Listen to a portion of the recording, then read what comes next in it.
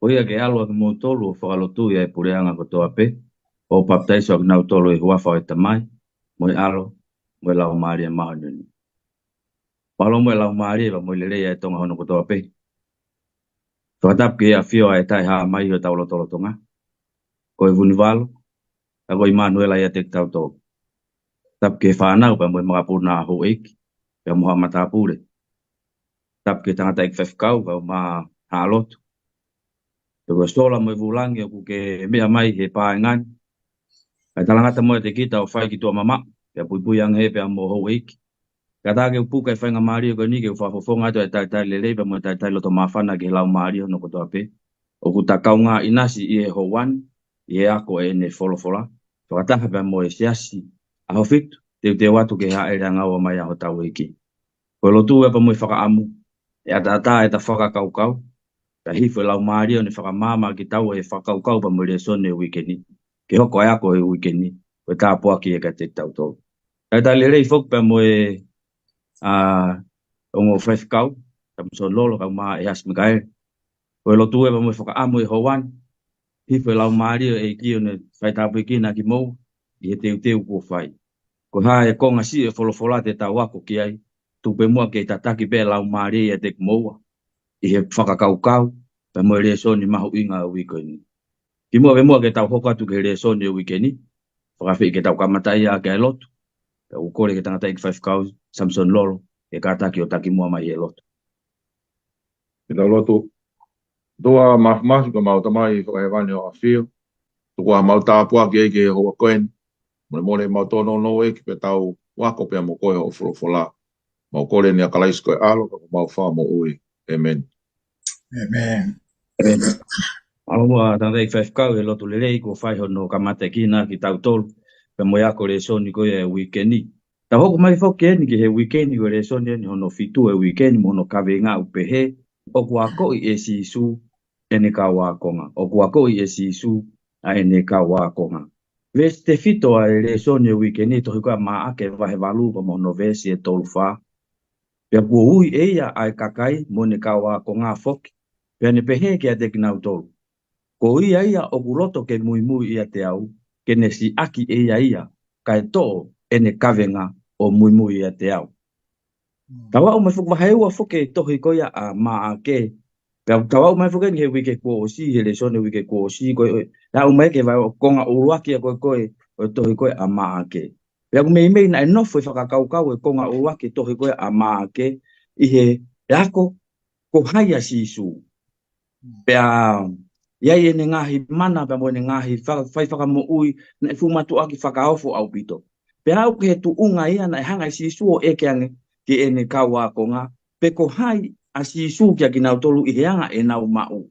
Tari a pita o ne whakamahino i kia si su ko e misa ia ia. Ko e alo ia o tua mo ui. Pe na hanga rewa si su o ne hanga taki ia e whakakaukau. Ai uhinga ene hoko ko e misa ia. Pe mo tau mua o ene i he mamani.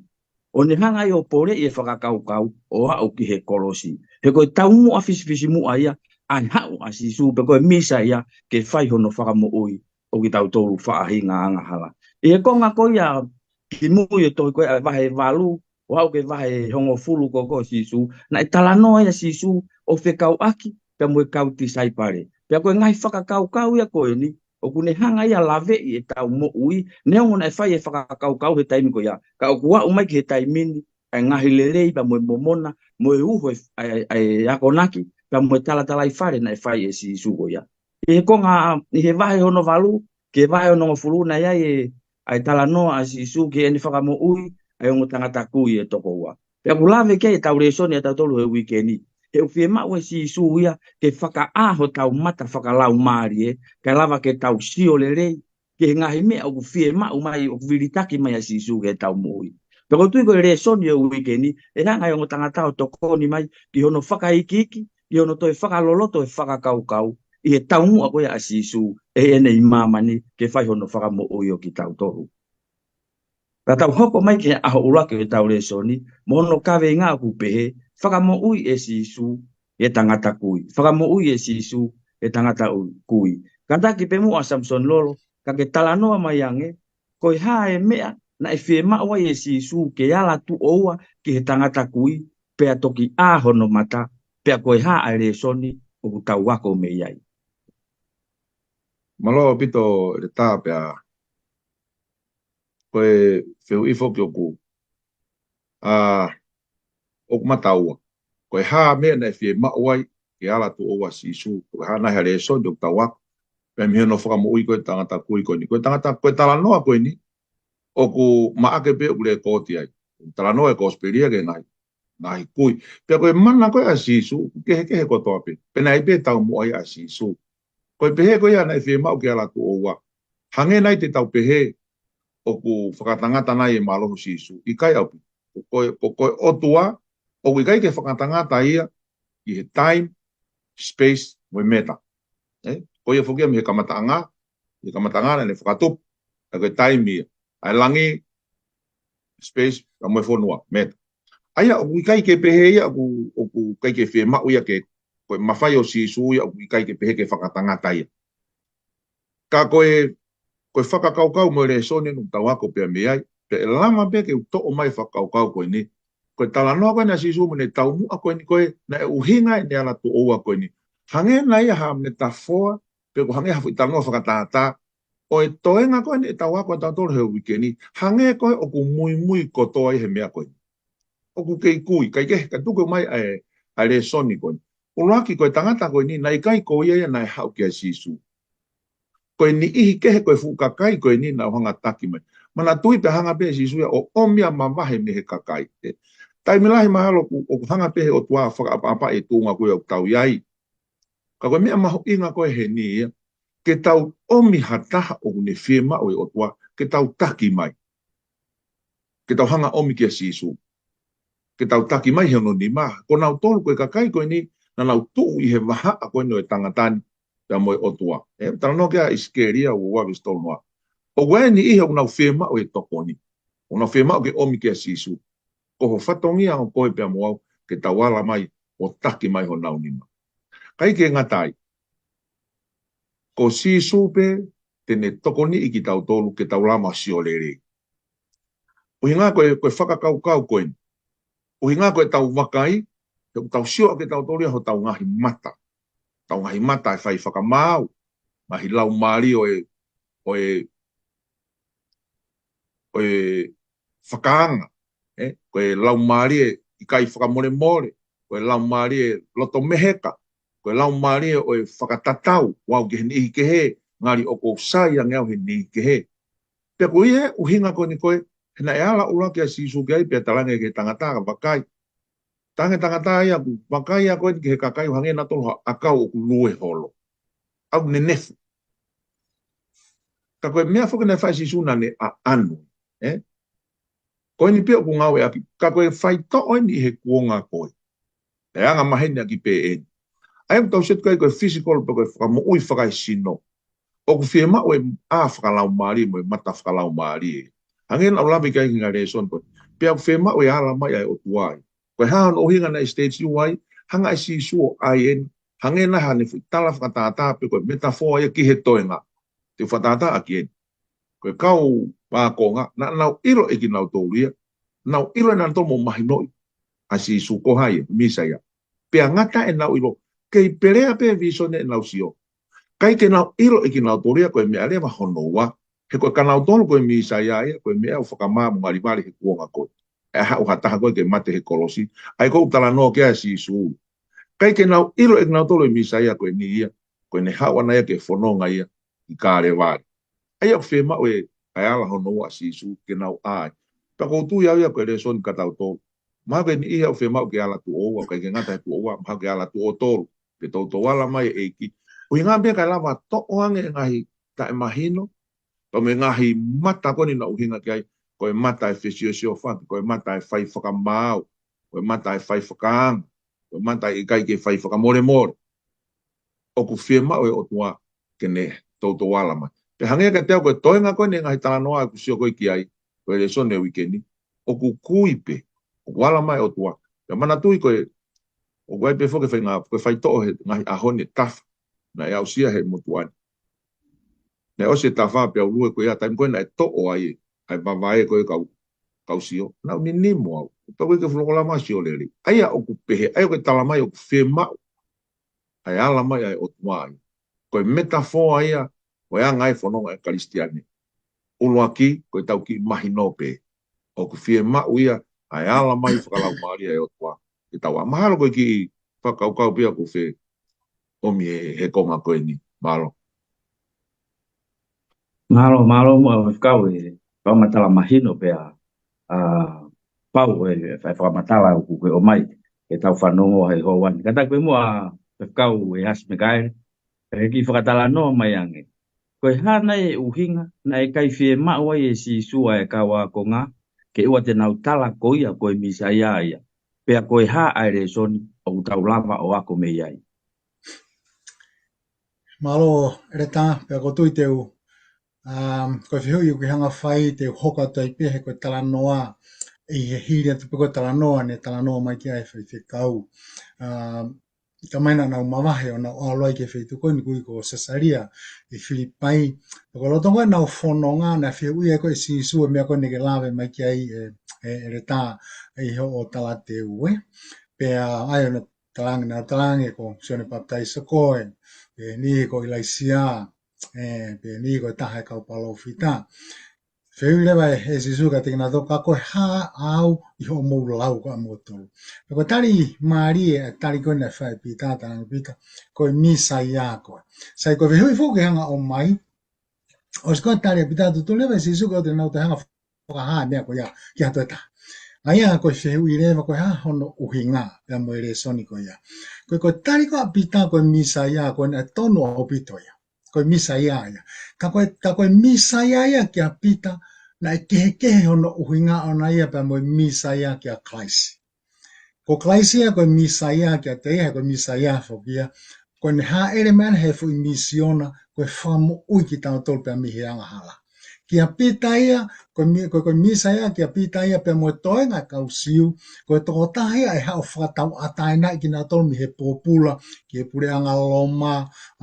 mahalo na whao ko misa ia tene anga langa tempare na whao ko misa ia ka teki na tol e tu loa hono pure anga whakai mamani ia ai ko foi tandi ko pita na e tonu kai hala whaka uhinga ia sa ka honga fuko manatui ko na wala tu ko ini ka bau ela ka kai ko misai te nau ke ma pena ta foi faka kau ko ma ko e pita mo ka taki lotu ka e hanga hanga I fokia ko mene tu o sio ki ai e ia ire va ene we si he no fo mai foka he lota ia ko taki ba mo tu ia ka kai siu o ku ia foki Cesaria feito kon ko na o ke Cesaria Filipai o to wai fu tempare o fai ko lotu ko ki empola loma ai ko me ko na he ku tu me faka kau ko me ko ne hanga ko Christ of kau ke na ki whakalongo he una ola na tope mo fo itali tonu ko misa ia ka ko whaka uhinga hala ia e hoko rewa ina whaka uhinga ke whakawhepaki ke hangi o whakawhepaki po whakapolitikare pe e rewa ai ki I we si ai I he ene ngāwe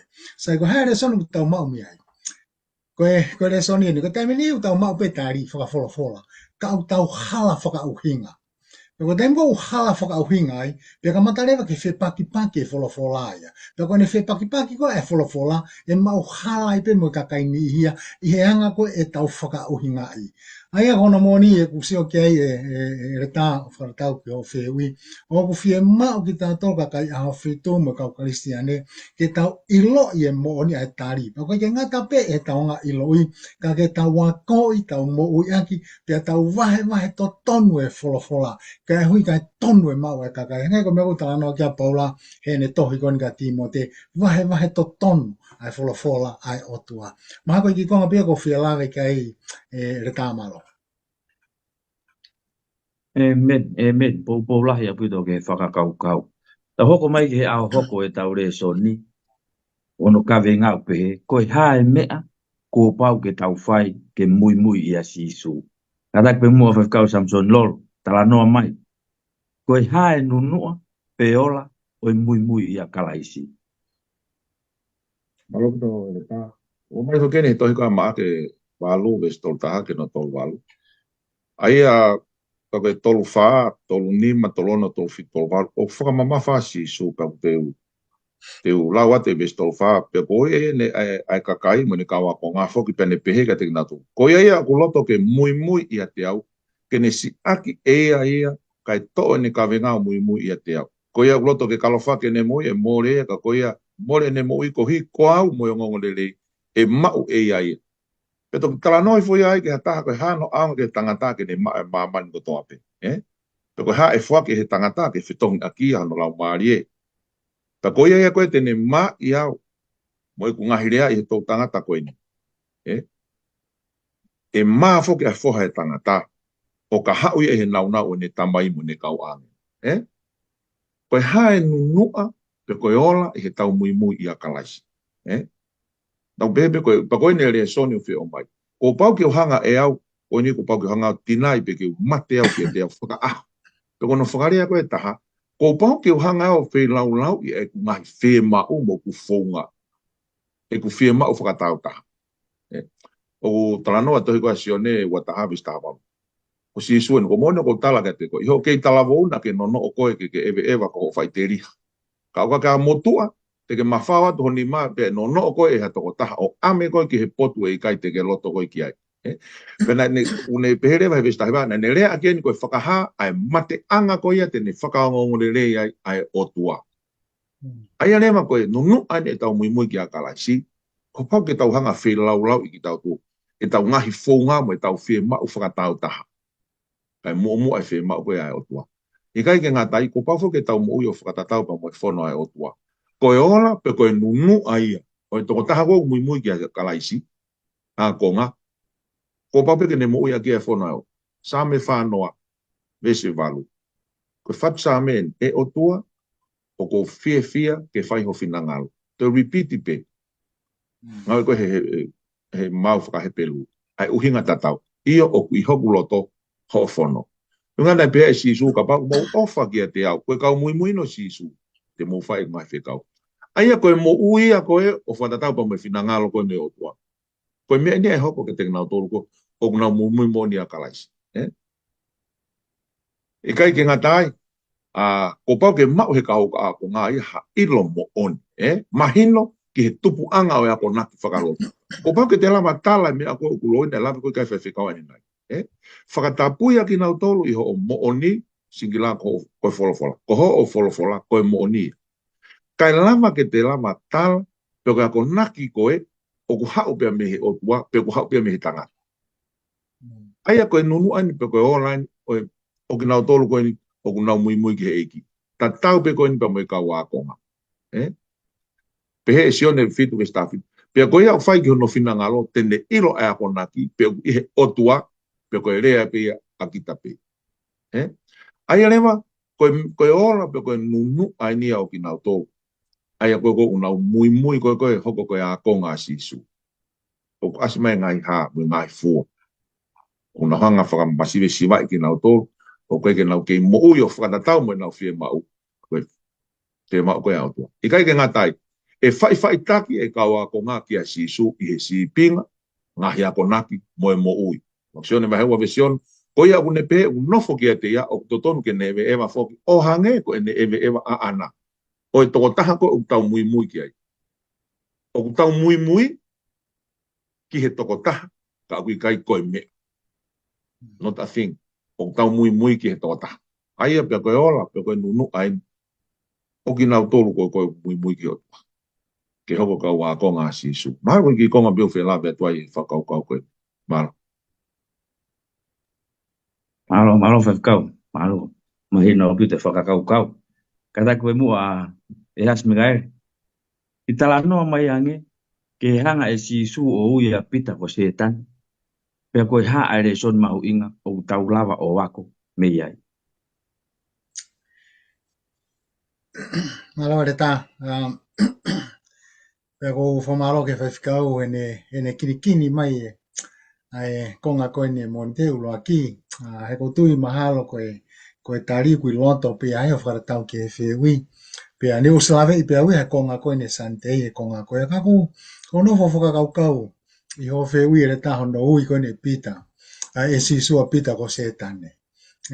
na ui foke si su e fefine ko e kuri ho fanga whakatapu he uke ko si he tau tala no ke le soni na ta wako o iloai winga ko ne whaia si su me ko ni kune ui a pita ko se tani he na iai pe hono hinga ma ko ki hinga ia ke pe he na whai pita ha whahinga a whawhepaki po whahinga lunganga a koe hanga ia whakakaukau koe ni a pita whekau aki pe mo sisu pe koe whekau aki pe mo misaya.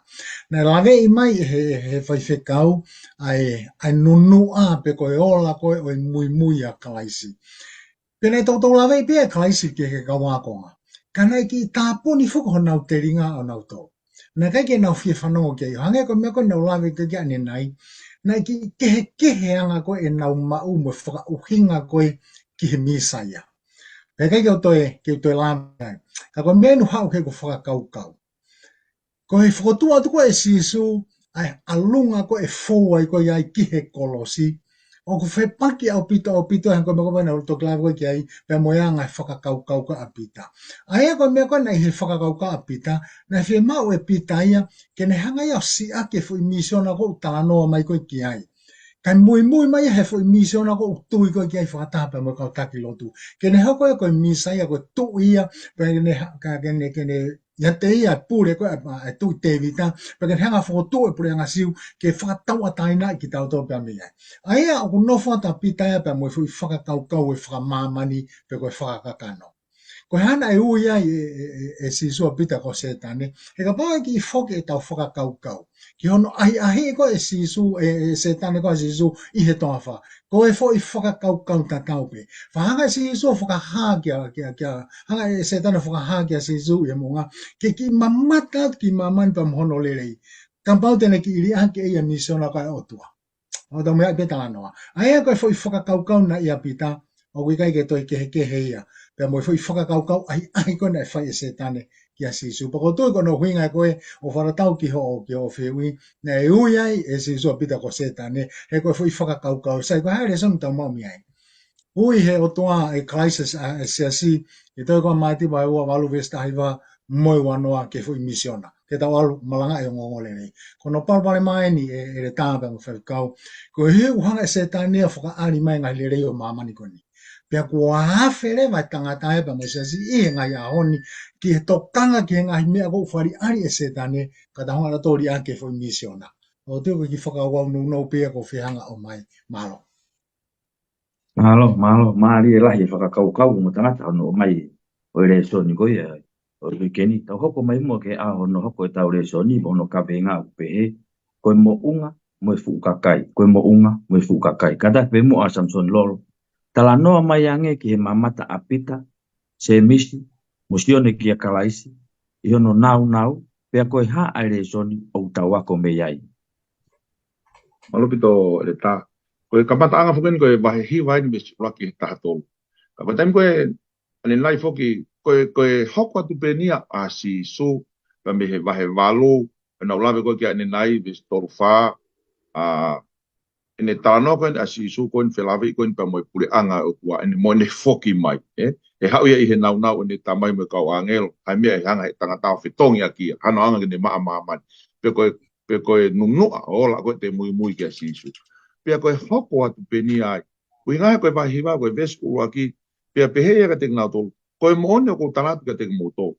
O kai ni i e te mōtolu o tutu hene e i kai te nau mamata. Kamata ai mate kai oua ke nau mamata ki he pure anga e o tua o ku hoko mai moe malohi. Se une talanoa heni ke hoko mai. Pea hiria pene toki hanga rewa ea awea a pita se misi pa mosioni. O ave ke he mounga koe nuke ke hano no hingoa mounga, ke tumutume mounga, ai kui koe koe mounga liliu. Mounga liliu pia whetapaki hono kofu o. Pia asi mai rewa mo i toko ua. Asi mai a mo sese, pia mo ilaisia. Nau tutu o talanoa, pia talanoa rewa pehe re koti e luke. Nau talanoa, ke mea konu amna ke whakaupa koe ne si isu koe ni i Jerusalema. Sai, koe haa, konga ni koe whihu i, koe haa hare soni o ku tau ako pia mea ai. Koe pure anga nau ia koe. Ai ni kou talanoa kea si isu. Ko ia, ai api ko u tau nofo hanga nake at kiai. Koe pure anga nau ia. Ka o ai mo ulunga ia o pule anga ko ni. Ko pule anga ko ulunga pule anga ko ni. Ko loto whakatau ki lalo, ka me anga mai mai. O mao bia i loto whakatau ki lalo, ka me anga mai mai. Ko mo unga e liliu. O hinga na liliu foke a si sumi e. Pea ku hoko, pau bena na manate kau ange, kau akonga ko ni, he pekia a si su. Pekia a si su ko i kāre vare. Tala no foke fai whikau ki ane nai. He koe mate anga ko he kolosi he konga ko ni, koe mea whakamā.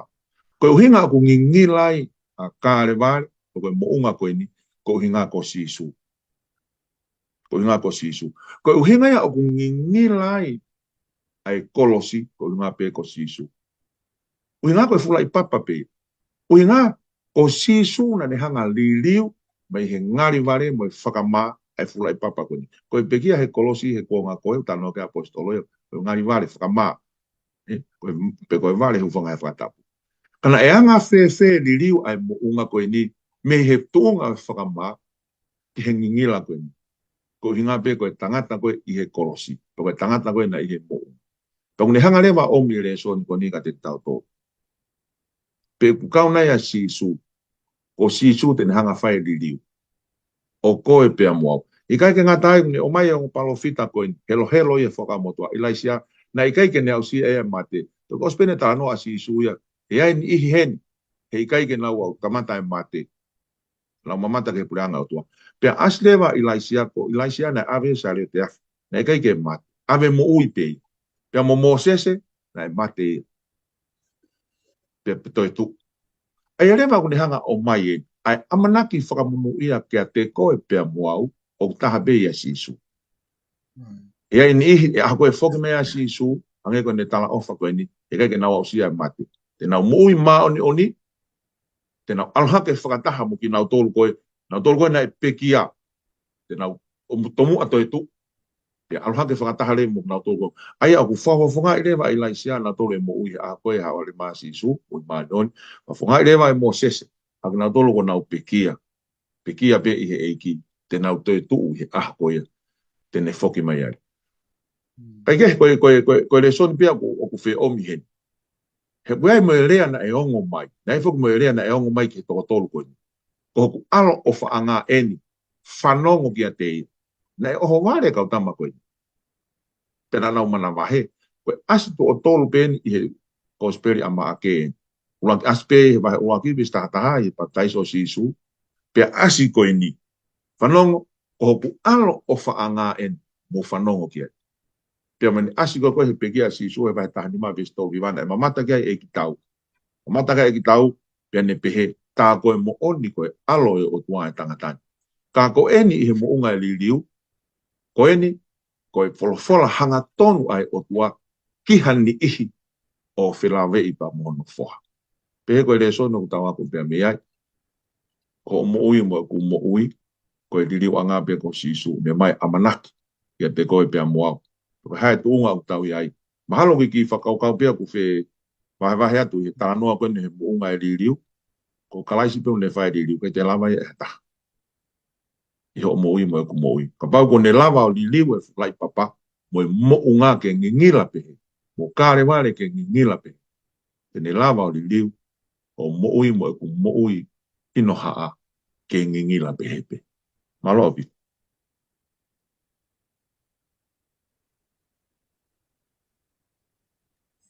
Malo mo tangata pa mawhana vea pa fiefia e ngahi kari ku omi ke ngahi whehui ku awe atu.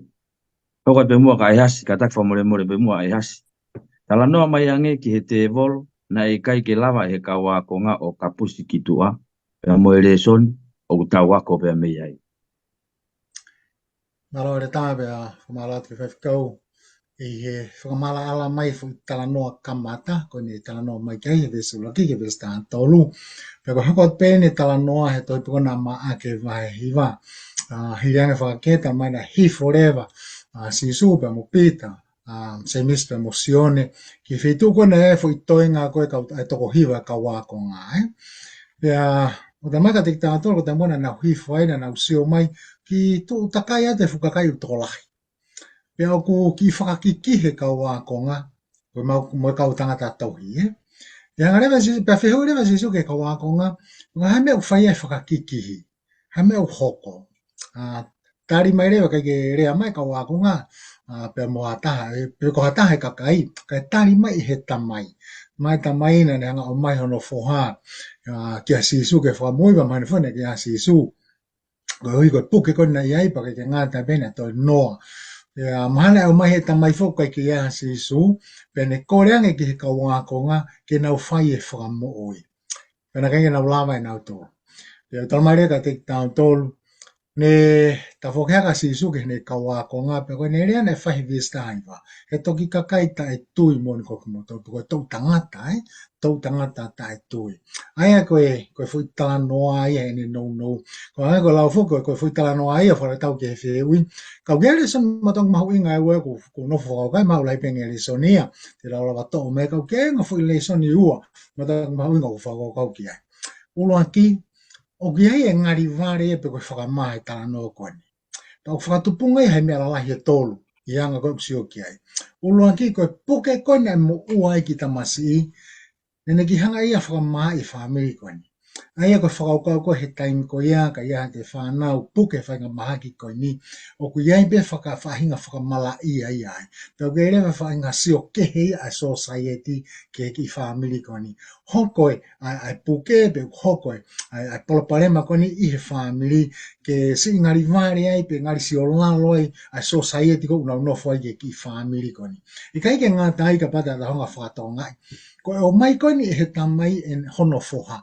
Mo amanaki mai, amanaki lele mai e whai he kawa konga ke whakamo oi hono foha. Ko e ohi ke nau foki pe mi he ngari vare pe ko whakama o ngari poto. Toka i pe ke sio mai a society ka te kina tolu i he tō ngai a kuke.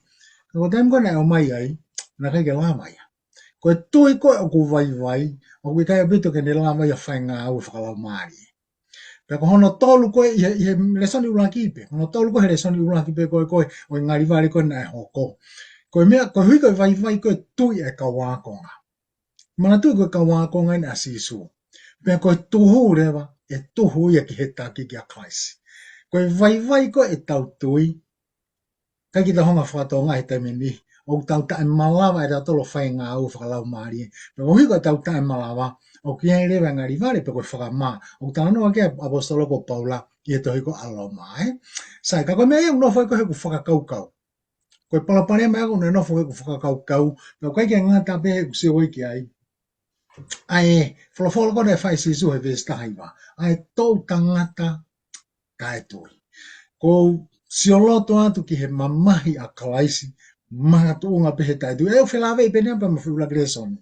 Mamahi a kalaisi koe hui koe tai tui.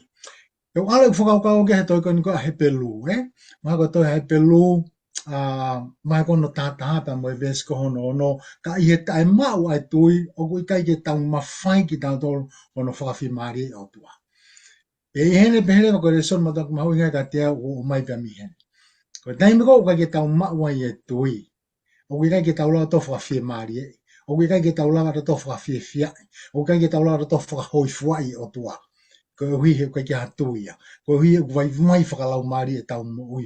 Pau tau ha whakakakano pe he taimi ko tonga pe ki whakafotunga e mamani ko ni. Mā ko ki le son beko whia tāna kia tō reta maro wito. Maro wito pe maari e tari e whihui. Hoko mai ke au hoko e tau re soni mo no ka venga upehe. Ko hai e toko taha mahu inga taha. Ko hai e toko taha mahu inga taha. Kata pe mo a Samson lolo. Tala noa mai ange ki he o urua ki kite i e sisu a ene pekia mo ene ki kite hono wa pia koe ha a le soni o utawako pia me iai. Malo bito fo malot ki whaifikau pia mo e tala noa ma he mama ai ni koe konga na tauto ki situa pia me iai. Koe ula ki te ifo ki he wahe walu le stau taha kau lauat. Pia kamata whakaha ia ke te kinau tolo e kātaki e whoho e tangata e ngahi mea lahi. Pia si akia e he mātua mo e kau taula e kilahi, mo e kau tangata tohi, pia e tamate ia, pia hiri ia e aho e tolo e toi tuui. Aia kono laki hangani e si isu kono koki ki te i. Nani hanga whakaha koe ni ki whakakai koe ni. Ai mea koe e hoko. O koe mea una tatau ai. Na tatau pe i he toi tuu. Na tatau i he toi tuu. Tene kāntā ke ia mamahi me alahi pe tau lai plahi tena hoa. E pau ke peki ai. Pa koe wahe hiwa rewa visto tahapa me tohu tolua. Koe kiki te en ko honoa. Ai rewa ke ne kawa konga o ne tala ke na tolu. E tukuange e fohe tangata ki he nima o kakai ki he. Pe tena whakapongi a hiri no whakapongi.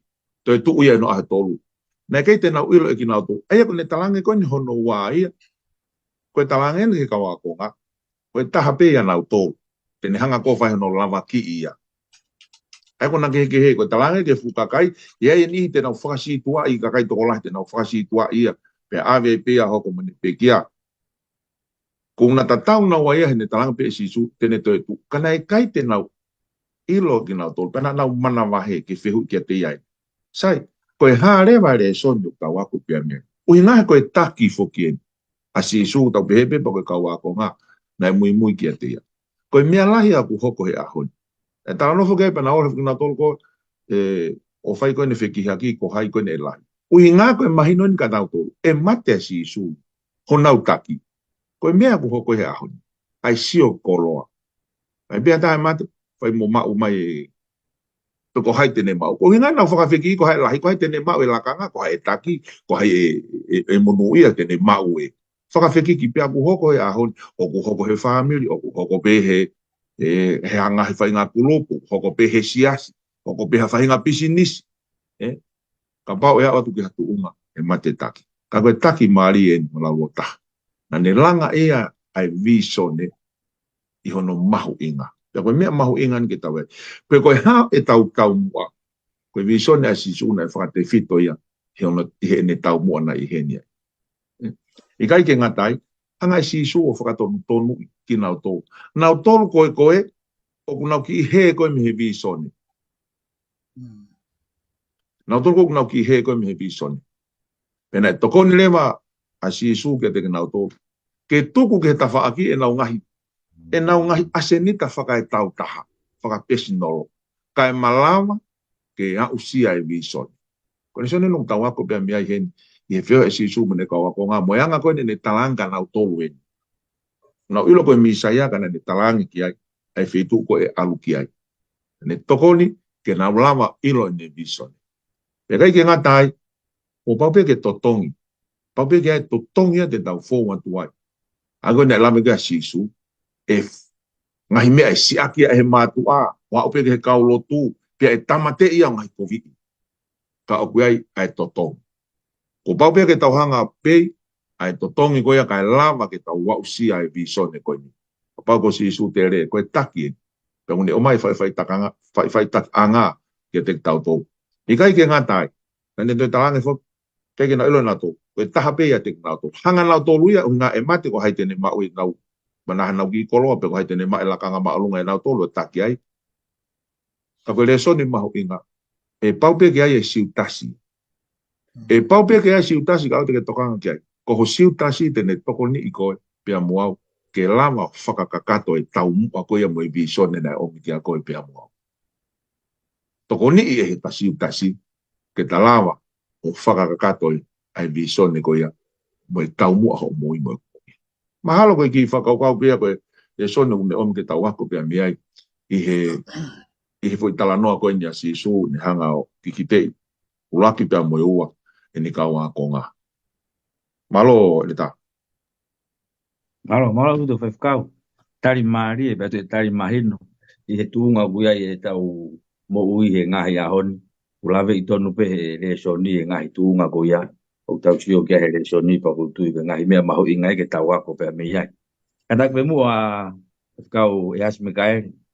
Tala noa mai ange ki he kikihi ai ka wako nga. Pe ko hai e te kinau tolu o kulahi taha. Mohono ako naki ki nau tolu e sisu. Pe ko ha ai le soni o tau ako ai. Malo atu, whakamarie, ko ki ale ko whakakaukau he lawe koe ne whai whekau ne pe, ka ngalo e visone, koe mea pe hoko ia koe taktaha ai ne visone, Pang bona au kuta pe na ave mai ai konga koe koe ai whakakikihi koe ai kawa konga. Ai mahal ko singalo visone ia te nau to. Kamatarewa ke nau tak taf whakotu pena to e na ngai fo viso ne whakatau taha pe. Koe whakawhikiki whuko ni pe ko hai e lai taha. Whihui whakatek ngau tole si su. Pe ko hai mena na whakawhiki e paka i rea tahi whu na wero whawhio pe si su. Na whenga koe pe ko hai e lai taha. Ia teki ngau tole. O koe whuke kovi ai hori e ke e lai taha. Taonga whatonga e vestol ni ma. Wholofola e koa si su ka loto hataha kene hoko koe tu ki mua. Aia koe mea lerei pe ai hori ki he lai taha aia. Sai koe palapane ma koe ni ai hori koe ne kau tangata koe ni. He koe kai koe hori whakalau maari e koe hori whakakakano ia. Pe koe hori whakamamani. E kau tanga no koe toko laksione. Hori ai mata, hori ai kakano mo lau kau koe ai mooi. Mana tui pa whoke o kei noho pe na whakakau ana tolia. I he pureanga whakamamani koe misa ia ke whakotu pureanga. O ku kei alo pe e nau whakakau ana toluai. Pea koe mea pa koe o hoko, koe alo rewa ai horia ki hori whakakakano ia. Ka hono whakatu tāma ki ni hori whakakano tāno ka se mis vai wha. He unehanga ia whakatupunga mea koe pore. Unehanga ia whakatupunga mea koe manu. Unehanga ia whakatupunga mea koe miheka. I he ele pehe rewa, o whemau rewa ke tahanga o mahi noi, angai mo ni mea koe ni o whikawakon pe mo talanoa koe ni.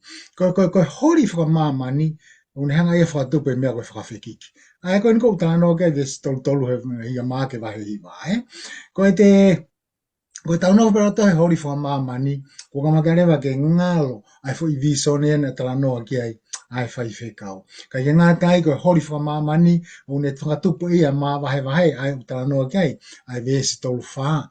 Pea ihe ene pehe rewa, o ku totonu rewa he anga e ku siomo e ku whakakau, ki a ko i e mo ui ke hori ki he mea au totonu. Ai ko talanoa ki ai vesi tolu nima. Hanga rewa si so ngau egi, ai talanoa koe ni ke whakamahino ka teki nau tolu, koe mea lerei e hori.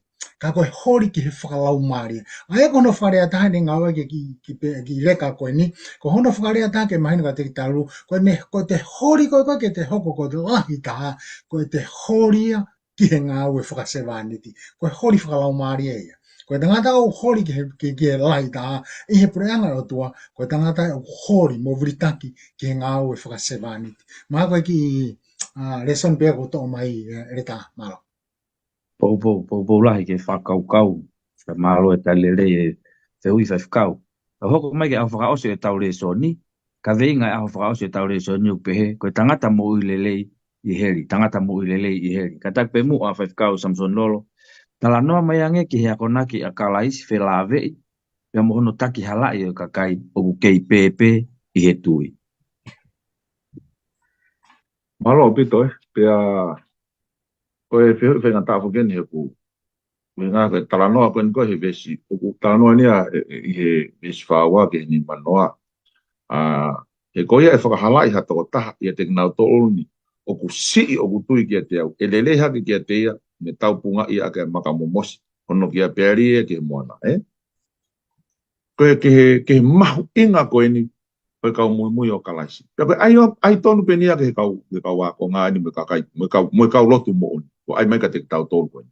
Tau ne hanga lewa, ai lewa, tau pehepe koe whanau, i he tūnga whakasosiare, koe maulalo taha ki nau.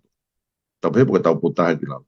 Ka koe uhinga koe tau potahe ki lalo, ka koe ni unau, pia moe tau potahe koe ki olunga pe koe pure anga e otua. Ka bau lewa o tau taki he lewa ki nau tō. Ka aku nau whie mau e, nau hau ki he otua. Ko ki tau tōle nia ko o mai kia whakatokanga koe.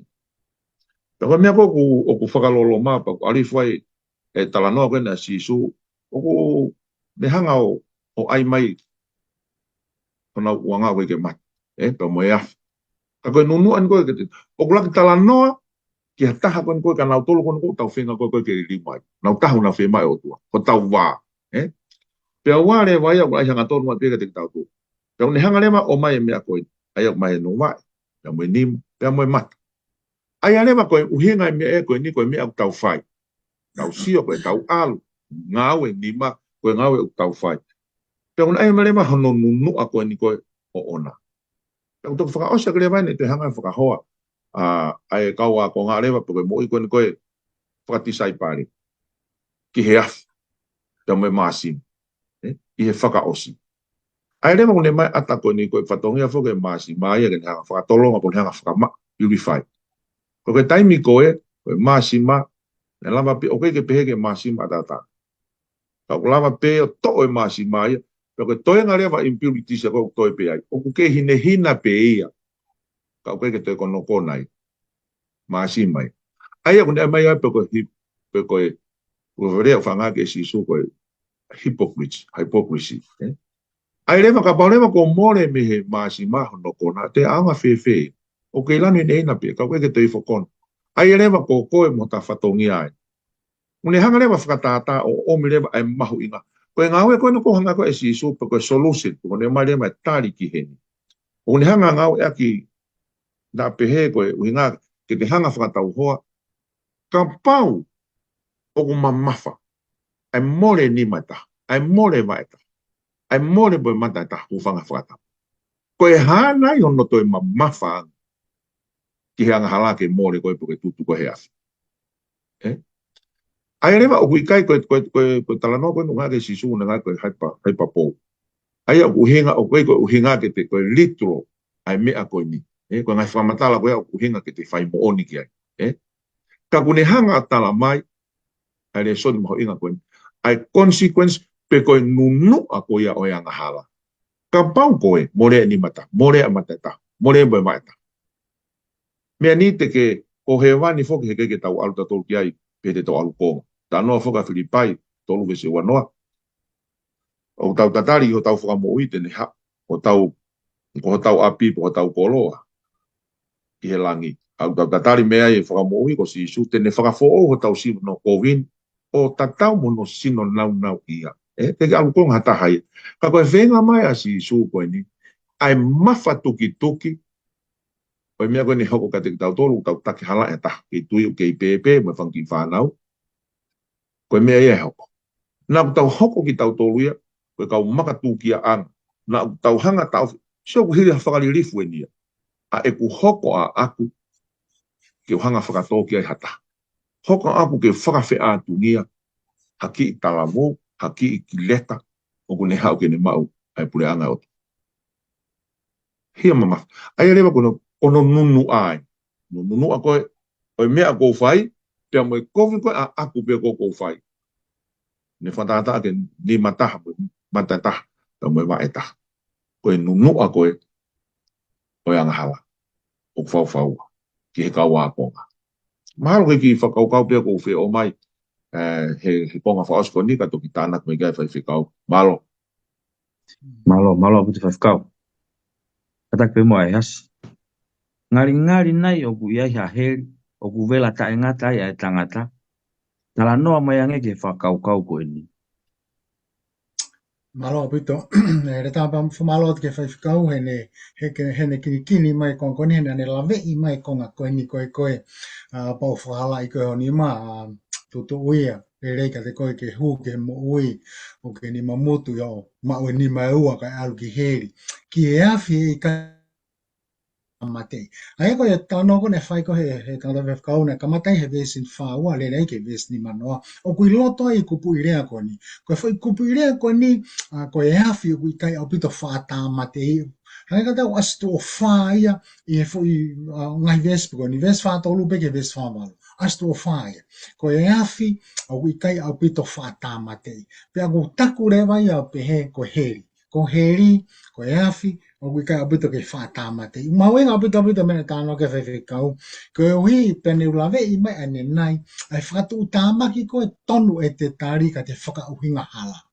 Ai e matua ki mau inga abito ke ta honga whakapapau I, pe e ku tonu koa e fui whamatala te mahalo mosi mea I pe ngahi putu e ni ihi.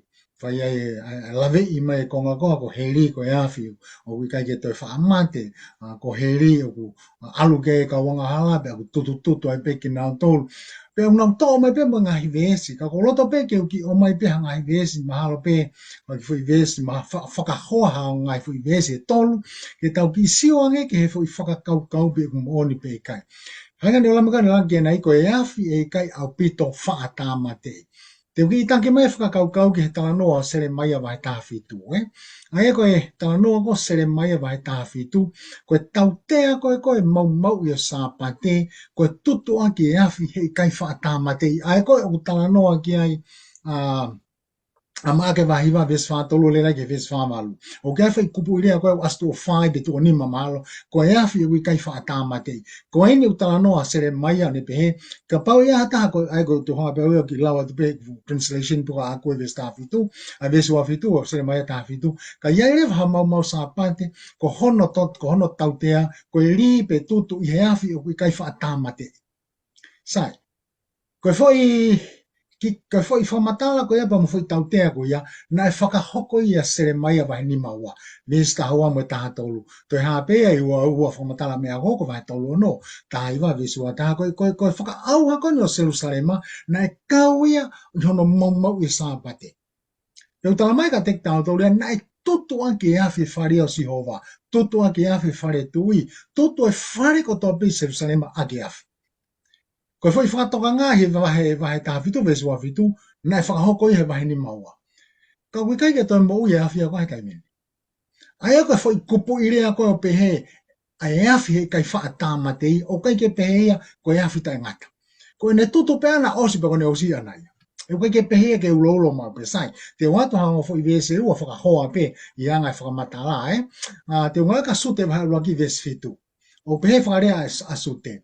O hange foki ko Sotoma mo komola, mo ngahi kolona na waofi mo whaikatau, o nau tuku aki nau tolu ke whea waki, mui ke whe hori aki, ko whakotō mo whakailonga ho nau moa i he totongi o e awhi taingata, ko whaikupu i rea ia. Sotoma pa mo komola, ko hono totongi ko e awhi taingata. Sai, ka maurete tau ki alu ki a pita wahe ua vesi o no. Ua pita wahe ua vesi o no, ke ne hanga ngeo tala mai koe hae awhi tae ngata u tala noa, na e tutu anki a Sotoma mo komola. O pehe whakarea ia ua pita wahe ua vesi o no. O ne tuku ai ongo kolo ko Sotoma mo komola ki he whakaaua, o ne ririu ia koe efu, pia ne ngauhia koe whakailonga kia teknau tolu, e mo ui whaianga hala ki mui. Ki hanga whakatongai, hanga pita tala mai, koe awhi koe o lau kia ia sute, koe whakaauha o liriu ki he fuefu. O koe kai koe peheia koe vele ai pe. Ikai, koe ne efu pe, koe ne osi ia. Pea ta mai rewa he konga ki mui koa pita tama pita. Koe whakatokanga ki he mo uiang hala. Ai aku tau siwa tu rewa, koe mea kone hoko ki Sotoma mo komola. E toi hoko ia koe totongi ke kakaiang hala. I he awhi he kai ke toi mate, ka koe ne efu koe tutu pe ki he efu. Koe foi whakakaukau ia ko loto ke tau mai. Te whaose aki, ai talanoa koe ne Ulak Samuela vesi woa. Ulak Samuela vahe Ulaki vesi woa. Peheno wharea. Pena i kai alu a ana, hena i pehe ia ki hono unoho, e kai te alu kai oua ke mawai e tamasi i, pea toki ave ia, koe ui ke whakahaia i a osi ova, pea ke nofua Samuela mauai peo taingata. Sai, koe talanoa niko ave koa Samuela ke ilai, pea koe bilea niko ana, e ave a Samuela nofu i he whare osi ova taingata. Sai ko ne arivo kan ne vesi ua ko vesi ua maluen. Pere mana whakarea vesi ua malu. Ko ia foki o koutou atuia ki a Sihova, e tukuia ki a Sihova i he toenga ene mo ui. Ai koe fo i taingata ko talanoa ke vesi ua, o kai ke pehe ko taingata i kai. Ta talanoa ana ia, te u ave o tukuia ma a Sihova i he toenga ene mo ui. Ai au matunga ki mau inga au pito ke tau whakauhinga tonu. Ai au kai ke whemau, hanga mene lawa kia e whaiwhikau, o whemau ke tau sio ke fo i vesi, pia tau toi sio ke hanga i vesi, o ne lawe i mai, kupu i rea ko ia, pe o ne lawe i mai, ai fo i vesi ko ia, koe ha ene whakamatala i he mea tau pe. O hange ko mea ngahi vesi ko ne honga o atu, ta koe awhi i kai te lama tāmate i, koe awhi pe uni hanga tutu auha, po ne ospea kono ia, o osia, o kai ke taingata i pe ia, o hange koe mau ani i. Mahako ki whakaukau pia ko whihanga o mai mālonga tāta. Ma lo lahi au pito no tui mahino pe mo. Lolo te whakaukau e tau e soni. Kadak pe mua tanga taik whaifkau Samson lolo. Ka ke hanga mua whakama opo mai e tau ki akore soni e fiafi. E howani malo. Malo pito le tā pe whaki tātai whaifkau. Ko whie ombeki whakaukau koe. Ani na e tala no me tanga fe kau kia yo no to e o mai pika te tau tolu. Ai whenga koe na si su. Ke tau hanga matu aki to. Matu aki whakamato ato. Ai nunu a koe ne anga hala. Pe mau ke tau hanga matu aki to. Whakamato ato e nunu a koe ne koe anga hala mea koe te tau iku ki ai. E tau hoko koe kau a konga. Ai o tua. Raki ua. O whaosi atu pe whakau kau koe ni o ongi. Whaosi koe nga e tau le soni. Ulami kai pene a kau na ngā. E nai whaamu e koe ngai kua ngā. Ka bau o ke whakaamu ke whakapapa i koe. Uhinga ni he whakau kau. E whekihi aki koe ni ko hai o kulahi. Ko hai o kumahu inga. Ka bau o ke whakaamu ke whakapapa i koe. Uraki. Ko bau ke uraki whakamaa holoto me he pore pore kotoa. Koe puraanga e o tua. O koe aipa hono urungaanga. Koe urungaanga koe puraanga e o tua. Koe anga whakatoo ki lalo. Pea mo anga vai vai. Pa une talanoa e koe ke asoni baptaiso. Na ikai ke ne mau e ia e pore pore. Pea koe taimi o kui he whaunga tatau ai ho tau loto, te tau tatau ai moha ki tamasi. Koe ako anga o ku tatau moha ki tamasi, o ku ne ngauhi ai hato ko taha ngau e lelei taha, mai o tua. Toko tui koe whakaukau iau ne pore i ki tau tōre whakau singa koe ne le son koe. E o mua na tau whikihi aki. Pe ko hai o ku mahu inga, ko hai o ku laki. Hange koe ni nei, whihi ai e kau a konga. Kai tuku mua ke tau whemo i kina, i misiona pa mai visone ko hanga o tua tuku mai kia koe pea moau. Malo koe ki whamapopo pea o tangata, malo api. Malo la hia tonga tangata e whilau lau taim. Lawa ke tau kau ngā kau whataha kuru hoko koe tā puaki pa mo e whakakoloa ke motuani e tau kau ngā kau whataha e houan. E vahe e kolo fola. Whatawanga pe mua ke lau Mario e iki. E ne whai hono whakakakato e ako ku tau whai. I he houan. Pea ke he hoko pe ono lau Mario e ka ke kina e te tau tōru. Tala monu atu ke ngai whawhatongia ko toa peku whai. I he toenga e tau koen. Mua pe whakaosi e tau le soni, whawhi tangata i whaifkau, e hasmi kai ke whaosi mea ki tau tolu halotu. Tau lotu e lelei, mau whamalo atu, mau tuina e awhio e awhiona, ke ngata peo awhio ka na ke hanga o whahino hino ki mau tolu, i he rea pa mo e whakakau. Mau whamalo atu hono o mai e le soni matua ki maha uinga, o e kuata koe ni le soni tūke mau wako ai, vahe malu pa mo e vahe hiwa, ke mau siwa ai ki hono wako ne kina he a whiona e ne kau wako ngā, koe tiu ki nao tolu ke ngā ue pa mo e visone, ko ke o si hanga whaka te ki nao tolu, ka koe visone ia e sesi, koe mau loto pia tamai tu ke mau kumuni, ai le soni koe ai ho mau loto, he kumai ia ka te ki mau tolu ke mau hoko atu a ke ngā ue ku ke ui ki mau tolu ki ai. Mau loto pia hanga whaitau pia ki nao tolu, mea mai heo pia tamai, da wange hoko ka tāpua, mo e whakoloa ki ona ngāhi loto whare, pe ke sesi, ai le soni matua ki mau inga o ke koni, tā ki nai ki mau tolu, ke whilau lau ho mau taimi, mo mau koloa ko hika visone, ko ke hanga o mai ka te ki mau tolu. Whakakanto e mo mau una loto atu, ke aho te mau kau whatahai e api nau nau iha koia. Tā pina ki mau tolu, pa ke hanga whamore more ase mau tono no ko tō be, ka ke tāri ki mau tolu ko hoka kai, ko mau lotuia pe mo kore, wa whapeho alo ka ko mau whamo ui. Amen. Amen. Malo mua e whamore ki ho taimi ka ke mea mai ke tau kau ngā kau whatahi ono vahe. Pea mo whaloloto e tau ilo ke wholofola e o toa he hoan. Tala monu atu ke toenga ho mou wike, pa mo i whakawhi ke tau kau ngā kau whatahi. Hoa ako le soni, se awhitu teu ke haere ango amai tau eko si sukaraisi i he wike kahau i he taimi ta tau. Whawhungai ato e ngo tangata i whewhkau, ai ofa. Pa mo e tala monu atu ka te kumotolo no katoa.